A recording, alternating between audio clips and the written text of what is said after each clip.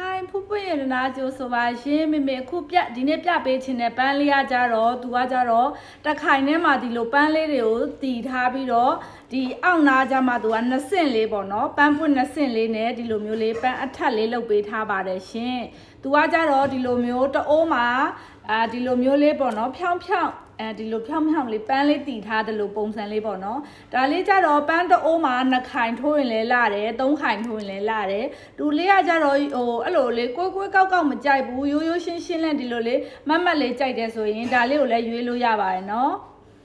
ဒါလေးကတော့3ခိုင်ကို3,94000ကျပ်ကြပါတယ်ရှင်3ခိုင်3,94000ကျပ်မှာမေ